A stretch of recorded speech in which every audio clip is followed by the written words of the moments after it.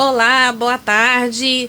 Boa tarde, ouvintes e assistentes, né, do Conversas Cruzadas. Gente, hoje é um dia totalmente atípico, mas um dia feliz também. Então, acho que para quem acompanha, tá vendo que o cenário tá totalmente diferente. Nós temos 3 pessoas diferentes e só eu de igual, né? Só eu aqui. Gente, o assunto hoje é muito importante, mas primeiro, assim, como sempre a gente explica, né? Hoje a Adriana sempre tem o oi dela diferente. Olá, maninhos e maninhas. O meu é oi, né? O meu é oi. Então, hoje a Adriana, que é a minha companheira de podcast, amiga, querida, que as pessoas quer dizer, que algumas pessoas que estão aqui no estúdio me proporcionaram que eu conhecesse, isso é bem interessante, que é a Adriana Raquel, nossa amiga, que ela teve um problema particular, então ela não vai poder participar, né? Infelizmente. Então daqui para quem tá em casa, né? Gente, a Adriana tá bem de saúde. Caiu um lenço. Caiu um lenço. Teve um probleminha e ela não pôde estar participando com a gente, mas eu arranjei um substituto bem fraco, assim, sabe? Pouco assim, de nada, assim. Eu só tenho aqui do meu lado esquerdo, né? O William Lauschner, né? Que está me ajudando a fazer o programa. Gente, que honra! Eu vou bater palma. Obrigado, gente. Fui pego de surpresa, na verdade. Ele veio acompanhar a esposa, né? Que é uma das convidadas, a Juliana. E aí eu falei assim, bora lá comigo, né? E olha, é uma honra substituir a Adriana, tá? Aqui, né? Pois é. PhD também. Né? Do assunto e tudo mais. Mas depois eu vou falar um pouco mais aqui, que eu já falei no primeiro programa e falo sempre, sempre falo e agradeço eles. Então, para quem tá assistindo, pessoal que trabalha comigo... Gente, olha quem tá comigo aqui. Morram de inveja que ele está aqui comigo. Vamos lá. Ainda não tá aparecendo pra mim ao vivo aqui? Ainda não? Ainda não. Não tá aparecendo ao vivo aqui, tá? Então, acho que é eu que tenho uma mania, que eu entro, depois eu não entro, e aí não aparece a página aqui. Mas enquanto ela tá vendo se tá ao vivo, eu vou fazer um agradecimento aqui. Pode ser? Por favor. A Rádio TV Cultura da Amazônia, sim, a grande Cíntia e o Paulo, que abriram espaço para conversas cruzadas. Isso mesmo. Eu tive que... Eu falei assim, antes da gente ter uma ideia de fazer o programa, agora sim. Pronto, agora estamos todo mundo aqui ao vivo. Oi, Adriana Raquel, o melhor impossível. Nessa vídeo. Pois é, meu amor, fique bem, tá? Se cuida. É um programa em homenagem a você. Todo mundo tá entrando estranhando aqui, olhando? Pois é, peguei. Gente, o William é meu chefe. Pra quem não sabe, na apresentação do Conversas Cruzadas, tem lá quem apresenta, os apresentadores. Aí por ordem alfabética, Adriana Raquel, tá lá o histórico dela, tá o meu histórico, né? O que passamos na vida, estudamos, enfim. E tá lá, assessora parlamentar. Não falo de quem, mas aqui está aqui meu chefe, né? E ele veio acompanhar a esposa. Que tem um relato muito interessante, muito importante, que para passar, e desde já, Juliana, nem te apresentei ainda, mas eu agradeço a sua disponibilidade de vir, porque eu sei o quanto é difícil falar de certas coisas, né? Tem coisas que a gente quer deixar no passado, mas enfim. Então, gente, eu vou falar umas coisas aqui que a gente é obrigado e eu tô aprendendo como isso é importante, que é justamente... ele já teve os agradecimentos, pedir para seguir as redes sociais, né? Do Conversas Cruzadas, que é do Facebook, Spotify. Gente, Spotify, muito obrigada. Como tem aumentado, assim, eu agradeço muito, porque eu sei que quem vai atrás do assunto no Spotify é porque realmente está interessado em saber sobre. Então a gente está muito, muito feliz mesmo. E também tem o YouTube. A gente passa aqui ao vivo às 14h30, horário Manaus, todo sábado pela Rádio TV Cultural da Amazônia. Então, os agradecimentos já foram feitos. Então, gostaria muito de apresentar aqui os convidados. Vamos já direto, assim. Primeiro é apresentar a Juliana, que ela é empresária, proprietária do Porão, melhor casa de show de rock de Manaus, quiçá do Brasil. Né? Em julho completou 25 anos, né? A casa. Mãe de 4 filhos, esposa de parlamentar. Mega atuante, ainda coloquei aqui, mega atuante, que acompanha todo o trabalho desenvolvido pelo marido. Eu nunca vi um parlamentar ser tão bem acompanhado e assessorado pela esposa, então eu já ia tocar nesse assunto também. E apresentar, assim, com muito carinho e muita honra, o Dr. Roberto Alves Pereira. Gente, o cara não é fraco, não. É cirurgião plástico da Fundação Secom, professor da disciplina de cirurgia plástica no curso de medicina da UFAM, presidente regional é presidente da Regional Amazonas, né, da Sociedade Brasileira de Queimadura, e ex-presidente regional Amazonas da Sociedade Brasileira de Cirurgia Plástica. E o principal de tudo isso, ele é casado com a doutora Ilka. Espírito Santo. Espírito Santo, justamente. Que foi super querida. Eu mandava mensagem para o senhor, o senhor não respondia, incomodava a Laís incomodava a sua esposa. Foi assim, um trio. Né? Então, a doutora Ilka está onde agora? A doutora Ilka acabou de sair de cirurgia comigo, né? Eu fiz uma cirurgia plástica redutora de mama agora e ela agora foi descansar, né? Terminamos de trabalhar, né? Fizemos uma cirurgia de 5 horas e 17 minutos. Imagina o cansaço do senhor. E obrigada por o senhor ter essa disponibilidade de chegar assim tão bem-humorado, tão falante, tão, né? Muito obrigada, tá? O SECOM tem nos agraciado, vou usar essa palavra, com profissionais assim de ponta, e vocês nem ouviram falar da gente, né? Mas só de falar assim, um programa falar sobre saúde, e vocês estão aqui. Então, tipo assim, muito obrigada, tá? Eu que agradeço. O senhor foi indicado pelo Dr. Gerson. O doutor já falou maravilhas, tá? Muito obrigado. Dr. Gerson, o senhor está assistindo? O senhor vai assistir? Porque eu sempre falo, gente, agora nós temos aqui pouquíssimas pessoas online, mas assim, não é tão... Isso importa? Importa. A dona Ilka está aqui, estou assistindo o programa, parabéns. A dona Ilka está aqui. O que é importante é que essas informações e o compartilhar é importante que chegue ao maior número de pessoas, porque muita gente precisa ter informação. E a nossa vontade, minha e da Adriana, era justamente essa, das pessoas terem essa informação onde for, ou seja, no interior, em outro estado, outro país, mas que procurem e falem mais, porque saúde mental, bem-estar, saúde emocional, o autoconhecimento, né, é muito importante. São pilares que mantêm a nossa vida, né, que nos leva adiante e tudo mais. Então, hoje o assunto é extremamente importante, estamos no nosso episódio número 5. Nós vamos falar sobre a doença do silicone. E claro que junto com isso vem outros assuntos também, que pelo que pesquisamos, né, foi descrita pela primeira vez em 2011 por um médico israelense, né? A primeira vez que se falou da doença do silicone foi por um médico israelense. Aí eu achei estranho porque eu estava assim, sendo que o primeiro implante mamário com sucesso aconteceu em 1961 em Houston. Eu falei, caramba, só 50 anos depois que se falou... Permita-me corrigir, por favor. Na verdade, o primeiro implante...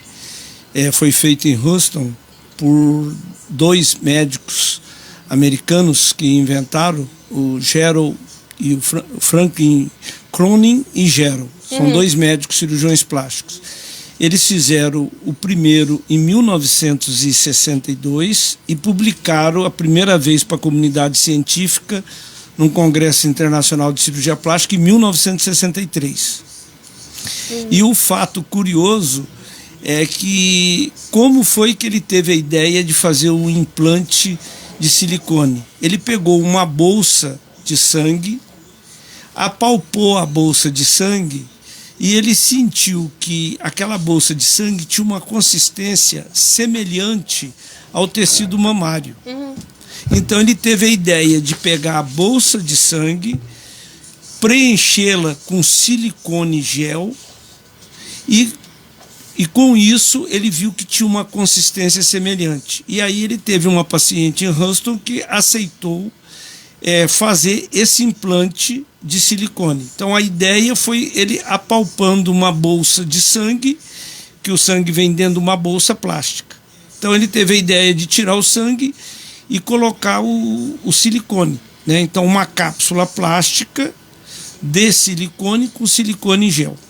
Olha só, obrigada, ó, que bom. Então ele foi divulgado para a comunidade científica em 1963, ou seja, há 60 anos atrás. Pois é, então, ó, muito obrigada pelo senhor corrigir. Quando eu falei que bom, não é porque que bom porque tipo assim, a ideia é essa, que a gente é um bate-papo, não é nada assim, tem que falar isso, tem que falar, não, fique à vontade, tá? Então, eu só queria começar falando com a Juliana, porque foi ela, através dela, do depoimento dela, que me marcou muito quando eu li, e ficou isso na minha cabeça. Eu falei, como que a gente pode levar conhecimento, né? Porque é um assunto que poucas pessoas querem falar, né? Ou então tem vergonha, ou não querem se expor e tal. Mas eu coloquei até aqui que, tipo assim, ó, em julho, vê se eu tô certa aqui, na minha pesquisa. Em julho, eu fiz meu dever de casa. Em julho de 2021, você deu um depoimento no seu perfil do Instagram que teve muitos comentários, mensagens de agradecimento pela sua coragem, do seu alerta a falar sobre o assunto. Você pode contar, começando para todo mundo entender, começar a contar para quem está assistindo o que aconteceu, assim. Então, a primeira vez que eu fiz o implante de silicone, eu acho que a minha filha estava com 8 meses de nascida, a Sofia. Isso deve ter uns 17 anos. 18. Ela fez 18 agora. E coloquei o silicone, ficou muito grande, depois eu troquei por um menor. E com o passar do tempo, algumas coisas foram mudando no meu corpo. Mudando como? Eu comecei a sentir muitas dores.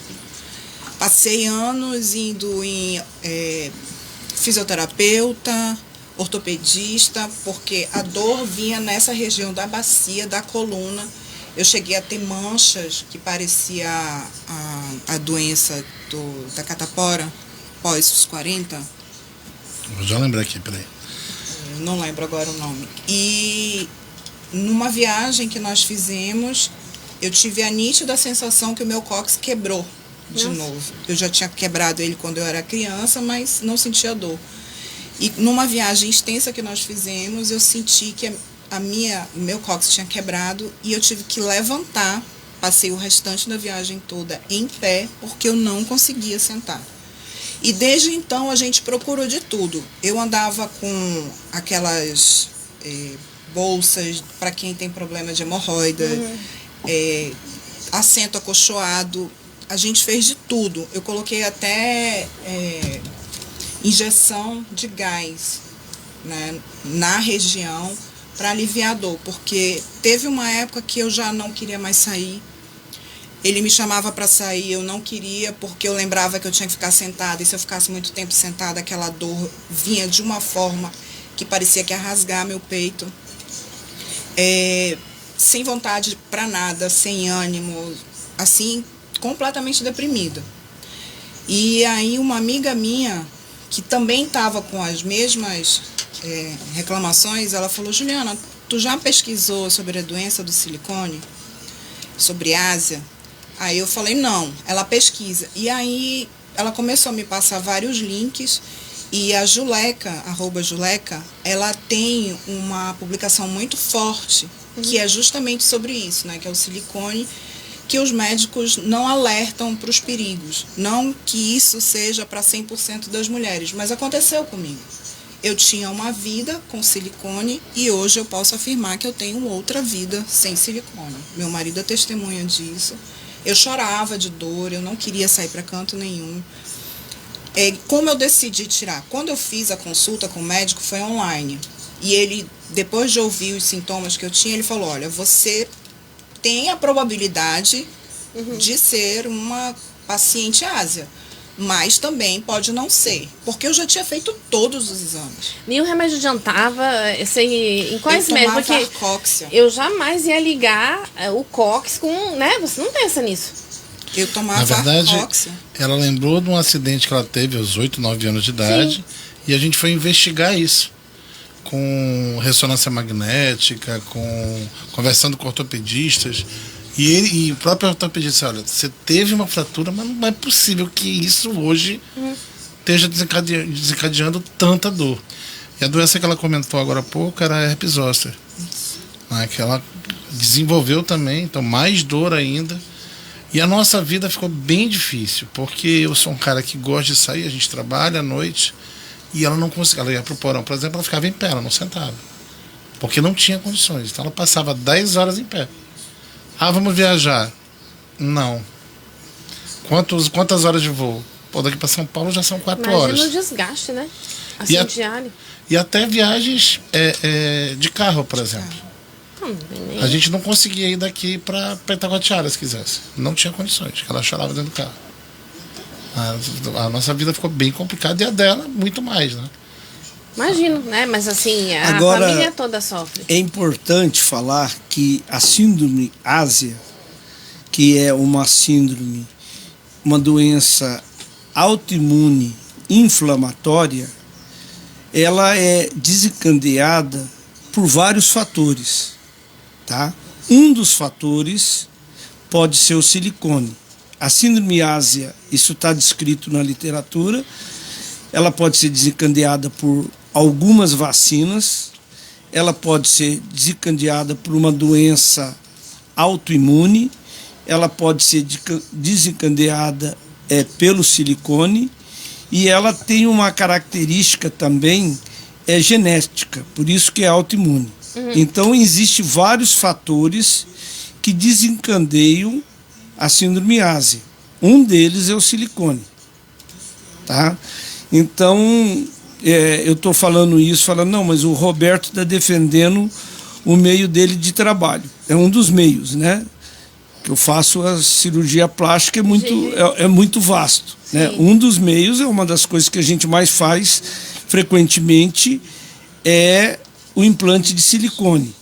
Eu, por exemplo, na minha casuística, que é uma casuística que eu coloco implantes de silicone há 32 anos, em 32 anos eu não tive nenhuma paciente com síndrome ásia.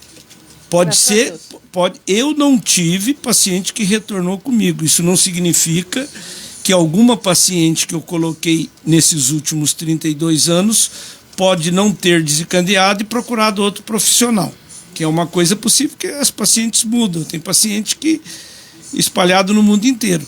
Morava em Manaus e foi embora de Manaus. Né? Então, o que eu posso falar da minha casuística, do meu consultório, em 32 anos que eu coloco implante de silicone, nenhuma paciente minha teve a síndrome que eu tenha diagnosticado. Então, é raro, tá? É uma doença rara, muito rara. Tem uma porcentagem hoje que existe algum estudo já para quantas pessoas?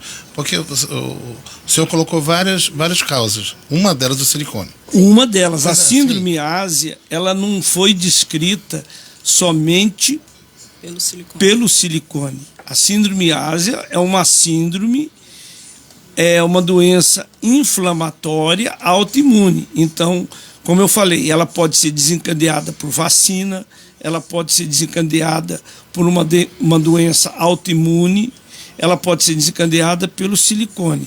Então, existe uma causa externa. Né? E por que o silicone pode desencadear? É importante que as pessoas saibam. O silicone, ele é um produto obtido de um mineral. O silicone é obtido da sílica. Então, a sílica é um mineral. É uma areia muito fina. Então, o silicone ele é obtido da sílica e o silicone grau médico tem dois tipos de silicone. O silicone industrial, que eu estou cansado de ver resultados ruins, que geralmente a população LGBTQI+, alguns utilizam para fazer preenchimento, eles utilizam o silicone industrial, que é terrível. Então, o silicone industrial não é a mesma coisa que o silicone grau médico. O silicone grau médico, ele é um silicone ultrafiltrado. É um silicone de um grau puríssimo. E é uma tecnologia tão especial que poucas pessoas também sabem disso que eu vou falar agora. Só existe somente duas fábricas no mundo que produzem silicone grau médico. As duas estão nos Estados Unidos. Então, essas duas fábricas fornecem silicone grau médico para o mundo inteiro. Eu fico assim na dúvida, porque você encontrou, Juliana, quando você estava assim, quando você resolveu colocar o silicone, ou fazer o implante mamário, ou como chama, o aumento, né? Independente do nome que chame. Mas o médico deixou você ciente, tipo assim, existe isso? Olha, você vai colocar, ele dura tanto tempo, pode acontecer isso, isso e isso, ok? Você assina um termo que você está ciente, que pode vir a acontecer, ou seja, 1%, 2% não interessa, mas que isso pode acontecer? Que eu acho que isso é o direito de qualquer pessoa que vai fazer um tipo de cirurgia, pelo menos, né? Foi uma das coisas que eu comentei na minha postagem, que eu não fui elucidada sobre isso, né? Ninguém chegou para mim e falou, olha, corre o risco de você desenvolver uma doença, mas isso é tantos %. E aí eu teria a opção de colocar ou não. Foi o que eu falei. Isso aconteceu comigo. Eu não estou dizendo que vai acontecer com todas as mulheres. Mas eu conheço, a gente tem um grupo de explantadas de silicone e tem para mais de 1000 mulheres, né, no grupo. E todas elas relatam sempre os mesmos sintomas, que eram os que eu senti. 1000 mulheres, Juliana, aqui em Manaus? Não, do Brasil todo. Não se assuste, por favor. Calma, doutor. Calma, doutor. Desculpa, doutor. Não, e é do médico que fez os explantes, que é o doutor William Tical, que ele é de Curitiba. E como é que você pode chegar nele lá em Curitiba? Foi através da minha amiga. Porque aqui em Manaus eu procurei o médico que tinha implantado e ele falou que não era possível, que era coisa da minha cabeça, que isso só acontecia em 0,3%. Aí eu falei, mas doutor, eu já procurei todos os médicos, todas as doenças Você possíveis. chegou até a fazer exame, né? E mandar pra ele e tal. Tudo, eu fiz tudo. E nada curava. O médico que me operou em Curitiba, ele falou, a gente vai tirar, mas eu não vou te dar certeza que o que você está sentindo hoje vai parar. Porque pode ser e pode não ser. Aí eu falei, doutor, eu vou correr o risco porque eu já tentei de tudo e nada resolveu. E eu tô vivendo praticamente doente, né? E aí eu tirei o silicone. E desde então, por exemplo, quando eu acordei, os meus olhos já estavam diferentes. Porque meu olho vivia seco, eu acordava com o olho ardendo. Quando eu acordei, os olhos já estavam diferentes. E aí todas as dores, elas foram diminuindo. Hoje eu posso dizer que 70% das dores que eu sentia sumiram. Eu consigo fazer uma atividade física, por exemplo, de alongamento, ficar uma semana, 2 semanas sem fazer essas atividades e voltar com a mesma condição que eu estava antes do alongamento. Ela está sentada. Mas olha, é uma coisa, Juliana, que é importantíssimo, tá? O médico tem que esclarecer todas as complicações possíveis que pode acontecer no procedimento cirúrgico. Que é o que a gente Por exemplo, espera, né? mas isso é o correto. Inclusive existe um documento chamado Termo de Esclarecimento e Consentimento Informado e Aceito. Esse termo deve ser assinado pelo paciente e pelo médico, onde o paciente reconhece que o médico explicou quais são os riscos que ele corre para fazer uma cirurgia. Sim. Tá? Então, esse termo de esclarecimento, você se lembra se você assinou um termo desse? Eu assinei com o último médico que fez o meu Não, quando implante. você fez o implante. Pois é, então, o implante, o último médico que eu fiz o implante, eu assinei um termo dos riscos da cirurgia, não do implante do silicone. Então, e também, eu conversando antes com a Juliana, eu já tive conhecimento do implante que ela utilizou. A gente pode falar de marcas aqui ou não? Pode, não de tem. produtos? Aqui é um programa Então, livre. o implante que a Juliana utilizou é um implante de uma marca chamada Silimed, tá? A Silimed é uma empresa pioneira no Brasil. Existe outro fabricante de silicone no Brasil, que é inclusive em Curitiba. No Brasil, tem 2 fábricas somente que fabricam implantes de silicone. Uma delas uma em Curitiba, outra dela é no Rio de Janeiro, que é a Silimed, que tem 50 anos de Brasil, tá? A Silimed produz implante para o mundo inteiro, não só para o Brasil, inclusive ela tem autorização do FDA para colocar no mercado americano. Então, o que acontece? Ela utilizou um implante de altíssima qualidade, porque houve no passado, e todos sabem, aqueles implantes franceses, né? Os implantes franceses eram implantes que tinham cápsula de implante grau médico e preenchimento. Desculpa. É só quando vocês escutarem o apito. É que são 15 horas, é isso? Isso, é porque de meia hora vai avisando, tá? O senhor não se... Tá. Não se Então, esses implantes franceses, que a fábrica se chamava Poly, o camarada se descobriu que o camarada fazia a cápsula. Eu já tive a oportunidade de visitar uma fábrica de implantes de silicone na França Então, eu conheço a seriedade como é fabricado o implante, né? Poucos médicos conheceram uma fábrica. Eu já tive numa fábrica, fui convidado na França, não essa Poli, né? Que essa Poli era um picareta. Ele fazia a cápsula de silicone grau médico e ele preenchia a cápsula com silicone industrial para baratear, tá? Mas isso não tem nada a ver com síndrome ásia. O implante industrial, ele é um inflamatório potente para o organismo. Outra coisa que eu Mas o que eu só para me terminar meu raciocínio, é aquilo que você falou. O médico tem obrigação de esclarecer o paciente. Ele tem essa obrigação. Isso é uma obrigação médica. Esclarecer todos os riscos, tá? Todos os riscos. E o mais importante disso tudo, tem duas palavras, e eu canso de falar isso para os meus alunos da UFAM. Tem duas palavras que não se usam em medicina. Nem nunca, nem sempre. Isso para mim é um dogma. Nem nunca, nem sempre. Essas duas palavras nunca devem ser empregadas pelo médico. Então, tudo é possível acontecer no tratamento médico. Tá? Tudo é possível. Mas é obrigação do médico esclarecer o paciente. Às vezes tem uns médicos que não esclarecem com medo de perder o paciente. Mas aquilo que não foi esclarecido pelo médico, todo implante, e o seu implante foi um implante de altíssima qualidade, que é a Silimed, ele tem um manual. E nesse manual do implante, é que ninguém gosta de ler manual, né? Eu sou um devorador de manual. Eu leio o manual de tudo, até de um ventilador. Se eu disser para o senhor que eu nunca recebi um manual, eu só recebi o certificado de garantia. Então aí eu vou apontar, né? Eu sou médico, mas eu tenho que apontar outro erro. Quando uma paciente faz um implante mamário e todos os fabricantes, tá? Eu vou falar isso e é bom que o público entenda isso. É obrigação do médico dar um cartão, tá? Eu tenho paciente minha que chega comigo e fala, não me deu nada. Me deu nada. Tem que ter um cartão onde tem o número de série do implante, porque todo implante tem número de série e lote. Então o médico tem que dar um cartão e não é ele que está fazendo favor. Todo implante mamário vem dentro da caixa, tá? Dentro da caixa vem um cartão plástico onde você cola a etiqueta com o número.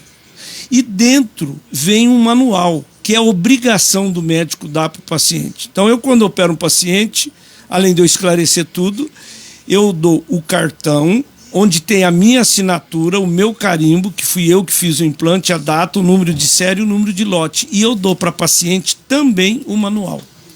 Tá? Todos os bons fabricantes, e o da Silimed, que eu conheço muito bem, né? O senhor se responsabiliza, né? O senhor é um profissional sério. O que a gente quer deixar aqui, que até... Não, mas é importante esse esclarecimento, porque ela falou que você recebeu um cartão com número. Isso. Então, aquele cartão é uma parte da documentação. O manual... Que o silicone ele vem numa caixa, né? Eu nunca vi. Inclusive, viu, Juliana? Você pode perguntar isso se você conhecer alguma paciente minha, porque eu não divulgo paciente, não coloco foto no Instagram.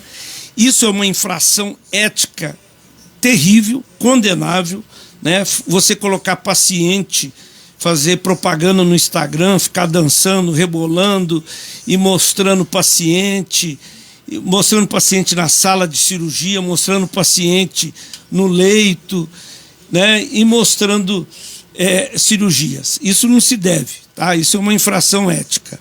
Mas você tem que esclarecer o paciente, você tem que entregar o implante. Eu, quando vou colocar o implante, antes da paciente ser anestesiada, eu mostro para ela, olha a caixa do seu implante, olha como que ela está lacrada. Aí eu rompo o lacre plástico. Quando você rompe o lacre plástico, existe um lacre de papel na caixa. Eu rompo na frente da paciente antes dela começar o processo de anestesia. Eu abro. Aí dentro da caixa do implante, o implante vem em 2 blisters plásticos. São 2. Um blister dentro de outro blister. Aí eu mostro para ela, tá vendo aqui? Agora isso aqui eu não posso abrir mais. São 2 blisters, só é aberto na hora da cirurgia. Então eu faço questão de mostrar para minhas pacientes, para ela ver que existe a caixa, existe o blister, que estava tudo lacrado, e eu abri na frente dela. E por último, para não ficar só eu falando, que são conversas cruzadas, senão vira um monólogo, né? Não vira uma conversa. Por último, tá? Por último, que isso é importante. o implante mamário não pode e não deve ser vendido pelo médico. O médico, ele não é um comerciante. O implante mamário é vendido pelo representante. Tá? Então, o implante mamário não pode ser vendido pelo médico. E o implante mamário não pode ser entregue na mão da paciente. A paciente vai no representante, que é o ético, compra do representante e o representante entrega para o médico. Implante mamário não pode, a caixa do implante mamário ser andado na mão do paciente. Tipo assim, eu procuro o senhor, quero colocar implante e o senhor já vê tudo para mim? Não. Isso, boa parte dos pacientes querem isso. Os pacientes que querem isso não são pacientes meus. Eu não vendo sutiã, né? Tem médico que vende o sutiã lá. Eu não tenho boutique. Eu não vendo sutiã, não vendo calcinha, não vendo cinta modeladora. Eu não vendo cola para pele. Eu acabei de fazer uma cirurgia agora que eu usei cola, mas não fui eu que vendi. Eu não vendo implante para paciente, eu não vendo hospital. Quem paga, porque eu não sou dono de hospital, né? E não tem nenhum cirurgião plástico que eu saiba que é dono de hospital aqui em Manaus. Então, o paciente paga para mim o que é ético, honorários médicos. O implante mamário, ele vai pagar para representante. Por exemplo, Silimed tem a representante da fábrica aqui chamada Priscila. Você vai lá com a Priscila e paga para ela, mas ela entrega na minha mão, não pode entregar na tua mão. Se eu for usar uma cola para pele, você vai na Biotart, que é a representante da Johnson & Johnson. Cada um seu. Se você for comprar um sutiã... Você tem que pagar a comissão pro Dr. Roberto, tá? Não, vocês me autorizaram a falar das marcas. Mas tem que pedir dinheiro pra ele. Mas na verdade, o que o doutor está falando, desculpa interromper, doutor, é muito importante. Porque eu acompanho a minha esposa em todas as cirurgias que ela fez. E assim, isso... Eu tenho uma memória muito boa. Eu não me lembro disso ter acontecido. Tá. E a gente precisa lembrar... o que deveria ter acontecido, Sim. Alemão. Era o que deveria ter acontecido. E a gente precisa lembrar das quantidades de cirurgias. Né? O Brasil hoje, eu acho que é o número 1. Chegou ao topo número 1 de maior quantidade de cirurgias. Ultrapassou os Estados Unidos. Ultrapassou os Estados Unidos, México e cirurgias plásticas. E aí tem uma porcentagem muito grande dessas cirurgias plásticas que é justamente na parte de implante de silicone. Né? Muito, grande maioria. Muito. E aí entra muitas dúvidas. Muitas dúvidas. Eu acho muito importante, doutor, aproveitar, como o senhor deixou a parte ética muito clara, porque eu vejo o que a gente que roda muito vê, às vezes uma adolescente que diz, olha, eu vou botar silicone. Falei, e a gente... Não se pode botar implante de silicone antes dos 18 anos. Não se pode. Pois Olha só. Nem na minha filha eu coloquei. A minha filha queria colocar, desde os 15. Papai, me dá de presente de 15 anos o implante. Eu falei, quando você fizer 18, eu dou. Quando ela fez 18, eu marquei a cirurgia dela 2 semanas depois. Dei de presente. Mas adolescente, jamais. E quem pode falar muito bem disso é minha esposa, a doutora Ailton Espírito Santo, que é mastologista. Né? Isso é condenável na mastologia. Não se coloca o implante de silicone em adolescente. Só a partir dos 18 anos. Isso, mais algumas coisas para colocar. Porque se tatuagem é proibido, né? Sim. Agora, imagina com muito mais situações para o jovem. Porque é uma decisão adulta que é para o resto da vida. É uma coisa que eu não terminei, Alemão. Eu falei de cola, eu falei de, inclusive, o sutiã. Tá? Eu indico as minhas pacientes para ir na Plié, na Yoga, que são boas marcas. Mas eu não posso vender um sutiã para paciente. Se ela perguntar, doutor, qual o senhor orienta? Eu oriento. Mas eu não posso vender. Sim. Ou seja, a paciente não pode chegar no consultório comigo, como você falou, e falar, doutor, eu quero fazer um implante de silicone. Quanto que é? É X. X o quê? Tudo. Sim. Né? Então, às vezes a paciente chega lá, ela paga o hospital para o médico, ela paga o implante para o médico, ela paga a cola cirúrgica para o médico, ela paga o sutiã, se ela aproveitar e fizer uma lipo, ela paga a cinta modeladora, ela paga... Os pacotes de Não, e tem médico, cirurgiões plásticos, que tem a fisioterapeuta dele, e ela paga também a fisioterapia para o médico. Ou seja, não é tudo. Aí ela fala, mas X é tudo, é tudo. Não, mas é muito importante o seu relato. Né? E ainda nesse pacote vem isso, a eu equipe repito, médica, o anestesista, tudo não, junto. mas aí, Alemão, o ético é a paciente pagar para o médico os honorários médicos do cirurgião, do assistente, do anestesiologista, do instrumentador. Né? É muito desagradável chegar para a paciente e falar: olha, você acerta com o anestesiologista. Não, ela não sabe o que é anestesiologista.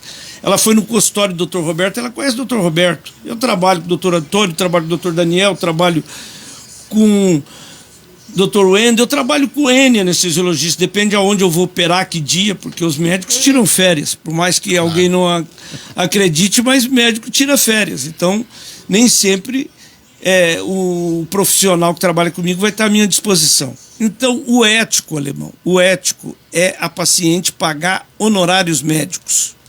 Isso que é o ético. Equipe, pagar a equipe. E aí o cirurgião vai distribuir para a equipe. É muito importante, eu agradeço o senhor, para quem está assistindo, porque eu particularmente não sabia, não tinha nem noção que tinha que ser assim. Eu pensei que fosse lá e pronto. Isso acabou. é o ético. Sim, tá? é o ético. Isso é o ético. Pagar Então, o médico, ele vende serviços. Por exemplo, eu tenho uma empresa no meu consultório. A minha empresa é uma empresa de serviços médicos. Eu não vendo material, eu não pago ICMS, eu não tenho inscrição na Secretaria Estadual de Fazenda, eu só tenho inscrição no ISS, Imposto sobre Serviços. Qualquer serviço. Ou seja, a minha nota fiscal é de serviço. Como que um médico vende tudo isso para paciente, vende até sutiã? Então ele tem que emitir a nota fiscal. O senhor está revoltado, doutor Roberto? Você está falando tá achando que o senhor está assim, porque eu acho que o senhor, como ético, deve ser muito chato e muito assim, como uma ofensa, né? Porque às vezes eu vejo também serviços de pessoas que fazem. Mas o silêncio dos éticos permite que os não éticos falem alto. Falou tudo. Muito bem. Exatamente. Inclusive, numa das minhas cirurgias, eu passei por uma situação de quase morte. Né? O anestesiologista passou o tempo da cirurgia, foi mais longa do que previram. Segundo o cirurgião, para baratear a parte dele, ele tacou Ketalar. Eu nunca me esqueci desse nome de remédio. Porque eu não vou falar sobre o Ketalar, eu conheço o Ketalar, mas eu não vou falar sobre o Ketalar porque eu não sou anestesiologista. Mas eu posso lhe dizer que eu achei que eu ia morrer. Então, eu não vou.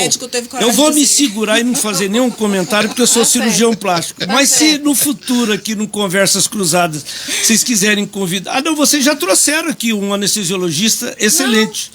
Não. O Daniel Vaperlar. Não foi... Não. Então, um anestesiologista poderia falar: eu não me sinto com autoridade para falar sobre o Ketalar. Prefiro não traçar mas ela vai falar comentários. com a autoridade que ficou... Que ela passei, né? Porque assim, eu não conseguia falar. Eu lembro que eu fazia assim, porque o médico falava comigo, eu só fazia assim, porque ele virava, se tu tá vendo dois, eu via 2 maridos e 2 médicos. Eu via um monstro azul, eu lembro de tudo como se fosse hoje.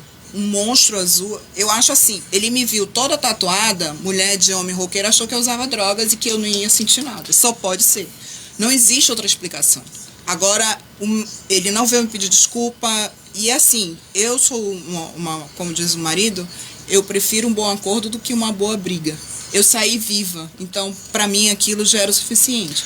Mas numa próxima cirurgia que eu precisei fazer por motivos de doença, os médicos tiveram que me anestesiar já na concentração ali da cirurgia, porque eu estava tão nervosa, com tanto medo, que eu só falava pro médico: por favor, Ketalar não, Ketalar não, Ketalar não. Eu prefiro não falar sobre o Ketalar. Deixa eu até aproveitando isso e perguntando, tipo, que eu fico assim, pensando qual era a tua expectativa, né? Tipo assim, e preocupação antes dessa cirurgia de explante, porque como você já passou por várias coisas, e aquilo já era uma coisa que você... e o médico ainda falou pra você que pode ser que passe, mas pode ser que não, e era como se fosse assim, tipo, é a minha última esperança, eu já tentei de tudo. E a sua expectativa, você chegou a pensar, falei, e aí, depois, se não der certo?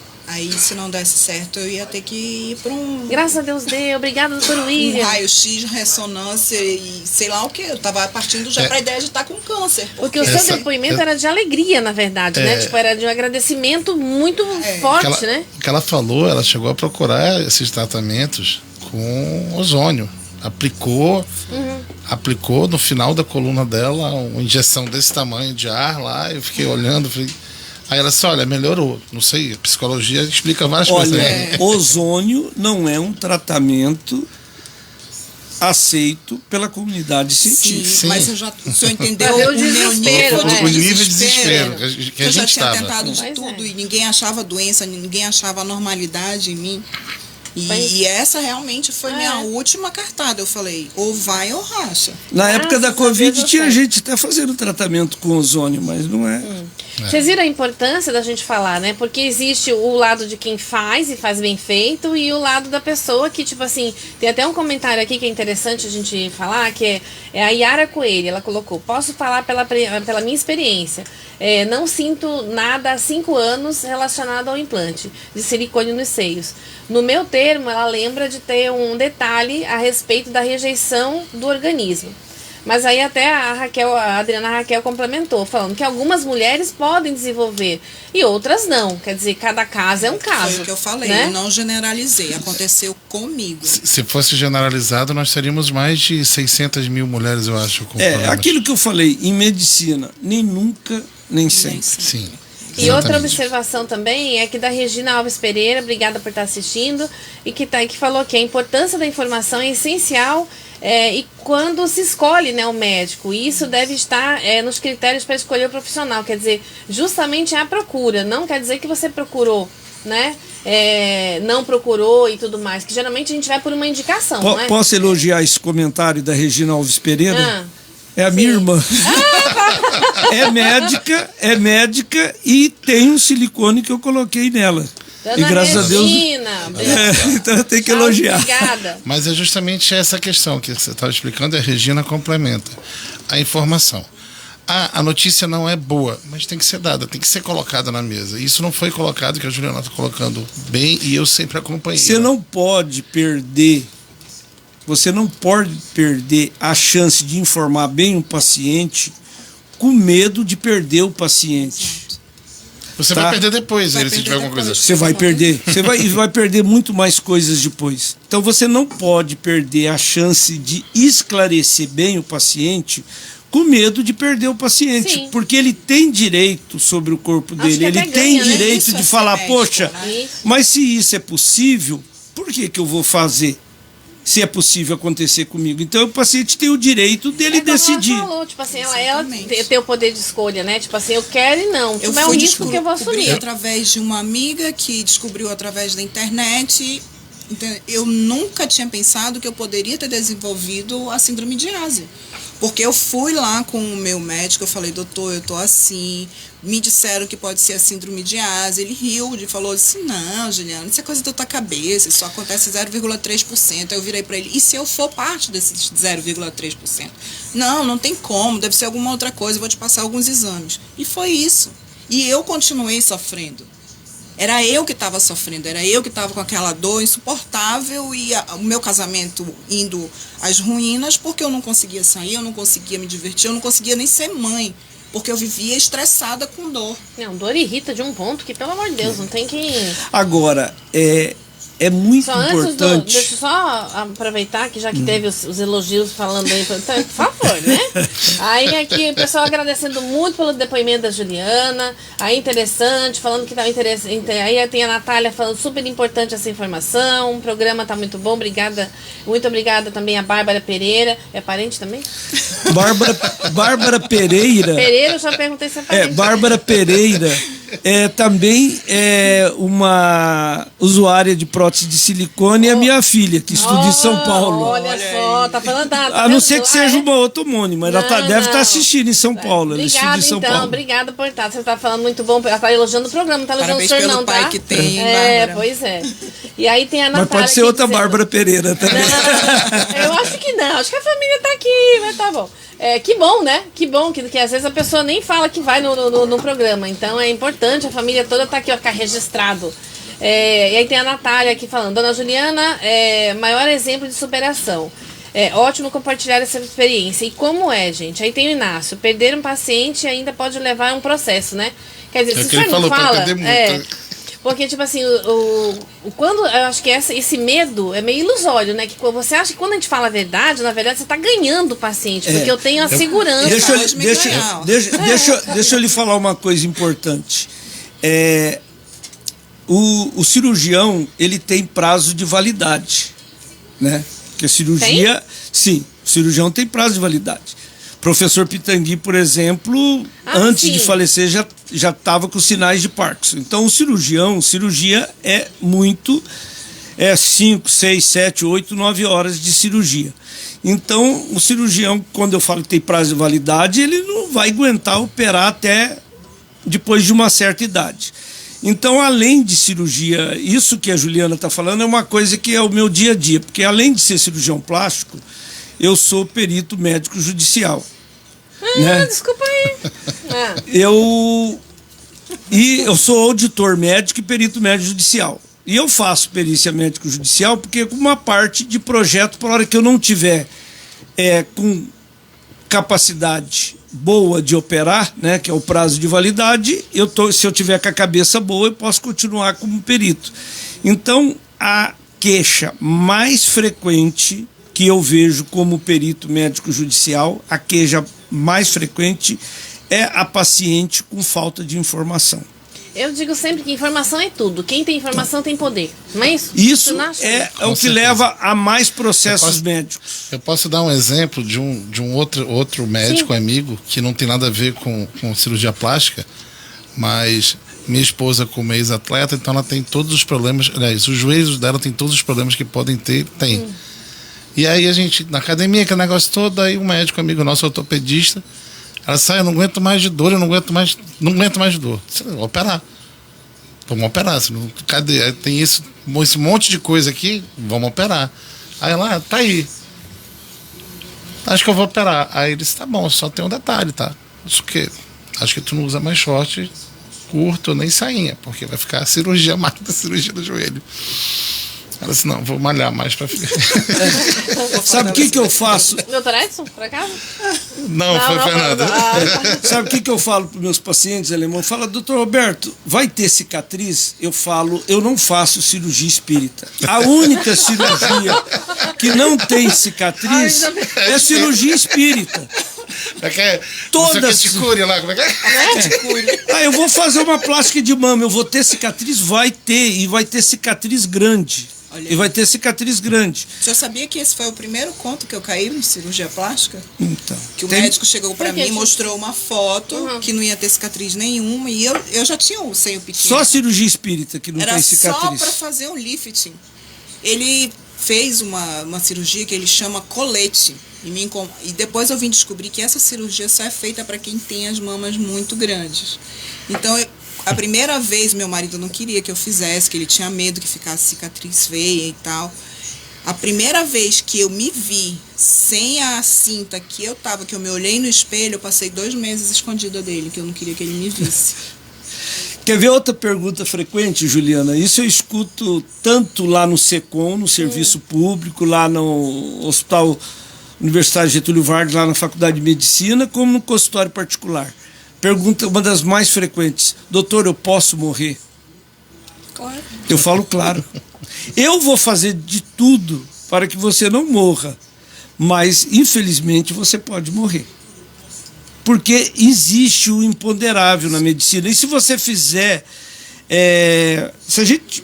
mas a gente tem que falar, por exemplo, existe uma doença chamada hipertermia maligna, tá?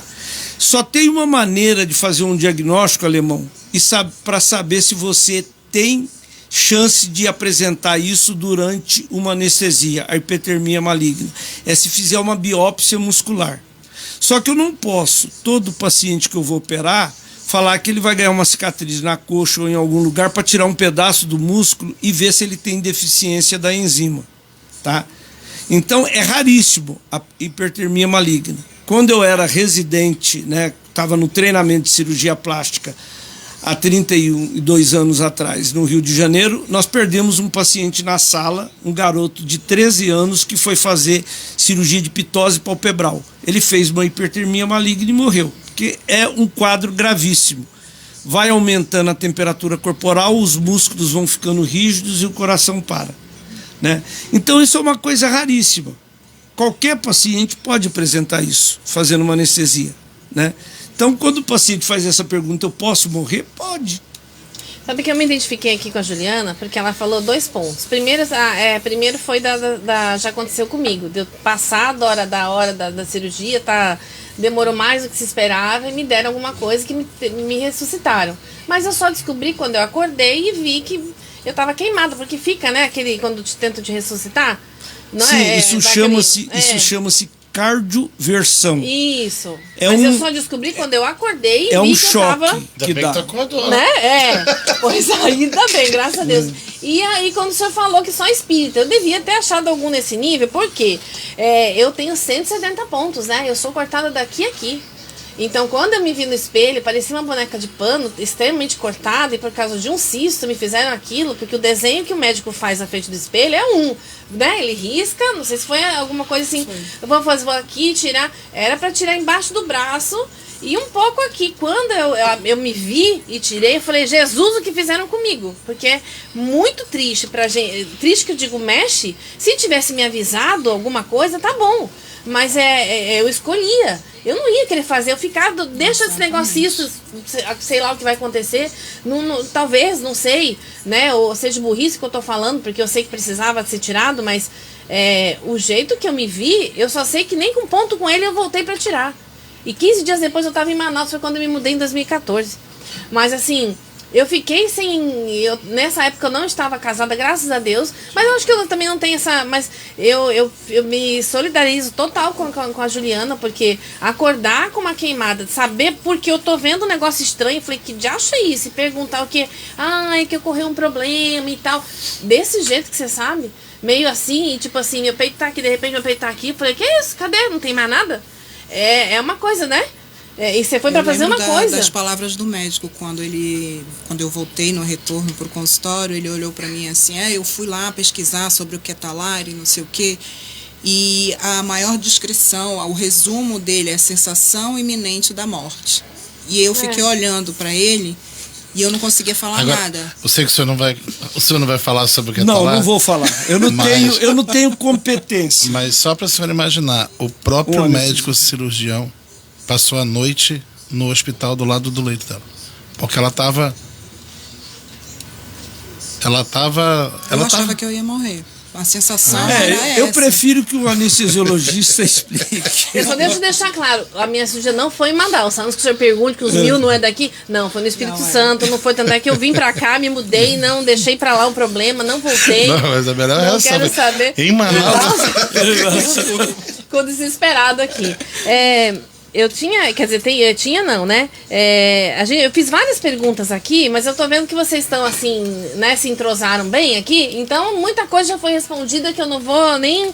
Mas tem uma parte do depoimento que eu acho muito importante, já que a gente fala de saúde mental, e saúde mental é um lema que eu levo há muito tempo, desde que eu descobri que para eu viver no mundo que eu vivo, e que eu sempre me achei esquisita, né? Até eu me entender no mundo diferente dos outros e ter que me adaptar, ou eu achava que os outros tinham que me adaptar, foi daí a procura pela psicologia, pela terapia, em fazer um mestrado e insistir que meu chefe me chame de terapeuta e não me chame de psicóloga, porque para eu poder me entender dentro do mundo.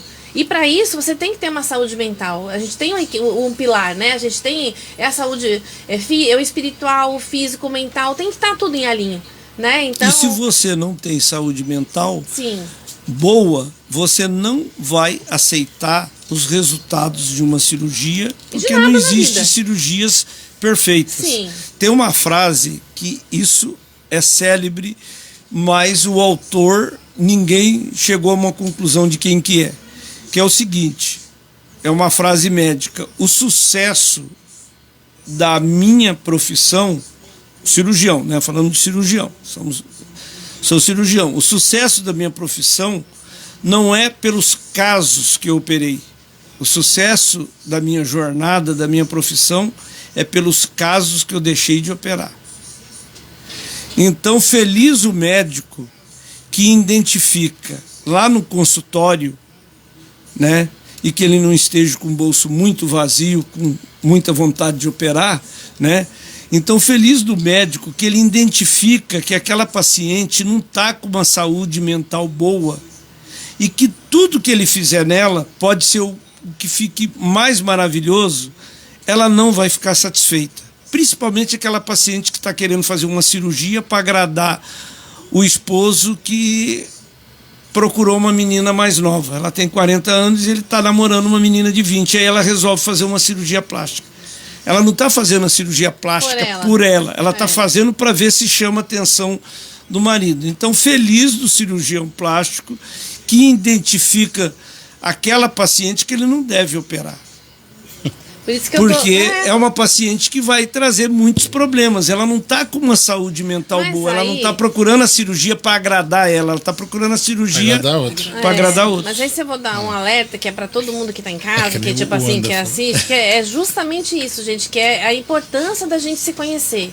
É a importância da gente conhecer a si mesmo para poder conhecer o outro e se entender. A partir do momento que você se entende dentro do mundo, você entende o que está acontecendo. Você aceita o outro, aceita até, ou então você dá a permissão até onde o outro pode vir com você, né? Tipo assim, até onde eu permito que alguém abuse da minha paciência ou não, até que aquilo que o comentário do outro entre me ofenda ou não. Enfim, mas assim, o que o senhor está falando é interessante porque não é todo médico, não é todo profissional, não é toda profissão que tem isso. E assim, dá parabéns para o senhor ter essa sensibilidade de conseguir olhar no todo, que eu acho que todo médico devia ser assim. Infelizmente não é a verdade. Mas assim, o senhor é uma grata surpresa, porque a gente não se conhecia, o senhor aceitou de bom grado, forçado pelo Dr. Gerson. Não, forçado. Não, eu sei, tô brincando. Muito obrigada, doutora Ailka, que eu agradeço de novo, né? Tipo assim, por ter respondido, que ela que respondia pra Laís respondia pra mim de novo, tô repetindo. Mas assim, porque que todos os médicos que cheguem a assistir, né? E eu vou até comentar isso com o Dr. Roberto, porque é muito parecido com o que ele falou, é desse olhar 360, de olhar o profissional. Você tem que olhar o paciente como um todo. Porque todo mundo e não se queixa, olhar o paciente como uma mama, como um nariz, dinheiro, como uma orelha, né? Você não olhar o que ele quer operar, você tem que olhar o paciente e feliz do médico que consegue fazer isso, porque ele vai ter muitos problemas, né? Você tem que olhar o paciente como um todo, conversar com o paciente. Uma coisa que tem, viu, Juliana, é que a gente vê às vezes alguns colegas impacientes, né? Impacientes. E não ter tempo de escutar o paciente. Você tem que ter o tempo, escutar o paciente, ver o que ele fala. Você tem que conhecer o paciente na hora que ele entra na tua sala de consulta. Quando o paciente entra, da maneira como ele caminha, da maneira como ele senta, né? Você já tem que analisar tudo no paciente. Você vai falar, essa paciente está bem, essa paciente não está bem, ela não está bem, né? Eu falo sinceramente, eu já recusei muitas cirurgias. Imagino. Já recusei, né? Infelizmente, eu já não tive tanta sensibilidade para aceitar algumas. Por exemplo, eu operei uma paciente há muitos anos atrás, né, eu vou fazer meu depoimento, uma plástica de nariz, que a paciente ela tinha esquizofrenia. Ela era irmã de um médico, né, um grande médico aqui de Manaus, foi no consultório, a gente fica lisonjeado quando vem um parente do médico, porque, usando um termo bem popular, né, boi preto conhece boi preto. Então, quando um médico permite que um parente seu vá contigo, é porque ele tem ele conhece, né? Um médico conhece o outro. E eu aceitei operar. E essa paciente, ele não me avisou, olha, minha irmã, ela tem esquizofrenia. E essa paciente, quando a gente faz uma plástica de nariz, a gente pode usar uma substância sintética no nariz ou usar gesso. Eu sou de uma escola antiga, eu uso gesso mesmo. A paciente arrancou o gesso e chegou no consultório sem um gesso. E ela tinha feito uma crise, né? Só que eu não identifiquei nenhum distúrbio nela e o irmão dela não me avisou. Ele podia ter me avisado, olha, Roberto, minha irmã, mas ele não avisou, né? Então, às vezes você também não consegue identificar. Não, com Mas certeza. feliz do médico que consegue identificar. A grande reclamação que eu vejo quando no trabalho que eu desenvolvo é justamente as reclamações de a pessoa não olhar. Quer dizer, na verdade olhar, mas não te enxergar, né? Ver ou não te olhar, ou os dois, sabe? Tipo assim, é você entrar no consultório, entrar no lugar e achar que não está sendo vista, não está sendo ouvida. Isso é a maior queixa que eu recebo, sempre no trabalho. Não no trabalho, né? No trabalho que eu desenvolvo. Então, as pessoas que eu atendo geralmente desenvolvem algum tipo de ansiedade, depressão, chegando até a tentativa de suicídio, e o começo tá lá. Eu falei, mas eu não fui ouvida. E olha que elas chamaram a atenção, né? Então, aí tem uma história longa. Enviou sinais, né? Sim, Enviou sinais. Muitos sinais. Mas a família às vezes não está prestando atenção, o amigo, o próximo, e principalmente assim, o médico, né? Que geralmente nem olha. Eu já levei muitas vezes minha mãe no médico e o cara nem olha, né, para você. Mas enfim, eu queria aqui falar de que é justamente onde eu introduzi a saúde mental, que é para Juliana, que tem assim, falando ainda do depoimento dela. Depois, se você quiser, eu até mando para o senhor lá o linkzinho de tal depoimento dela, que é muito interessante. Tem uma frase, né, do seu depoimento que eu considero muito importante ressaltar. Acreditem, que você fala, né? Acreditem, sei o que é olhar no espelho e não aceitar a imagem refletida. Eu achei bem marcante isso. Por uma grande maioria das mulheres, elas não se aceitam realmente. Tipo assim, é isso que eu tô falando, que a gente escuta muito falando sobre isso. Então, como é que você me lidou com essa mudança, tipo, de aparência da sua imagem após o explante? Ou seja, você não estava satisfeita, queria ficar melhor, era o seu direito, o direito de toda mulher, e aí, de repente, você tem que voltar ainda, tipo assim, só que, claro, com dor e tudo, você nem pensa mais, acho que no que você pensava, não sei, como que foi esse aceite e depois aceitar novamente, né? É um aceite antes, mais nova, e é depois mais madura, tem uma influência? Tem uma diferença grande, né? Que eu acho que se a gente pudesse amadurecer antes da idade, a gente não fazia tanta merda. Mas o meu aceite, na verdade, hoje, ele é mais relacionado às cicatrizes e ao meu marido do que à minha aparência num todo. Eu acho que hoje eu me aceito muito mais do que eu me aceitava com 20 anos de idade, porque eu entendi, como o doutor falou, que o problema não era o externo, era o interno. É o que eu falei, eu não me aceitava, porque eu vivia numa sociedade extremamente machista, que eu tinha que ser a menininha bonitinha, magrinha, que não tinha seio, mas que poderia ter. E quando eu tive um pouquinho de condição, eu quis me transformar nessa menina, e acabou que isso desenvolveu uma frustração tão grande na minha cabeça, um arrependimento tão profundo, que se eu pudesse voltar no tempo e nunca ter feito nenhuma cirurgia, eu não teria feito. Eu teria ido para uma academia, eu teria me cuidado mais, eu teria me alimentado melhor, eu teria bebido mais água. Inclusive, eu tenho problema com água hoje em dia. Né? Eu tenho que andar com uma garrafa grudada o tempo todo tomando água. Ele me enchendo o saco com isso. Porque na minha geração a gente não era educado a comer fruta, a comer salada, a tomar água. Não. Os pais sempre trabalharam muito. A nossa comida, aquela comida de marmita, você comia o que tinha ali. Tua mãe e teu pai nunca te falaram que era importante você comer uma fruta, tomar bastante água. Eu tive muito problema com prisão de ventre e nunca soube qual era a causa. Até porque não era incentivado a pesquisar. Na nossa época era a Barça, né? Vai aí na Barça e pesquisa, vê se tu acha alguma coisa aí sobre prisão de ventre. A Cíntia riu, você lembra da Barça, né? A Barça, eu tenho uma experiência com a Barça que eu comprei a minha filha quando nasceu. Minha filha tem 20 anos, a Bárbara. E eu comprei a Barça para ela. Só que ela abriu uma vez só, porque ela é da era digital. Ela pesquisa tudo na internet. Então a enciclopédia tá linda lá na minha prateleira, tudo. Uma fortuna E lá. ela né? é bonita. preta. Eu tinha uma prima que era Eu vendedora. doei para a escola vendia. dos meus filhos. Então, ela abriu uma vez só por minha insistência, porque hoje você tem tudo digital. Tinha que ir Sim. no índice, procurar o assunto, aí vai no livro que tem aquele assunto. Então, eu passei a minha vida escolar, né? Eu tenho 60 anos, então eu sou da época que eu sou do interior, né, de Mato Grosso do Sul. Não tinha, meus pais não podiam, não tinha Barça em casa, eu ia na biblioteca pública. Eu cansei de fazer pesquisa na Barça. Perguntar pra essa galera de 20. Nem sabe o que é bar. Não sabe o que é biblioteca pública. Foi mais um.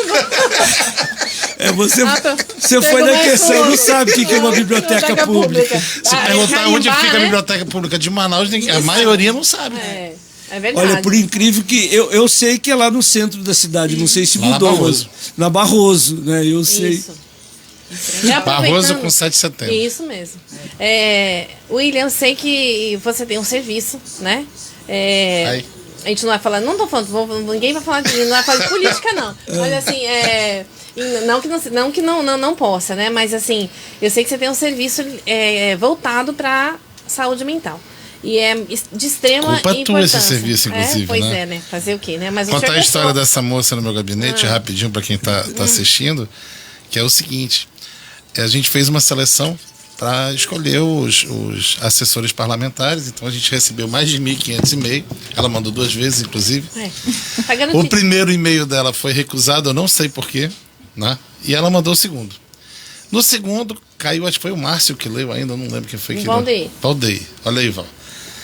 E aí eu tava almejando ser presidente da Comissão de Cultura da Câmara.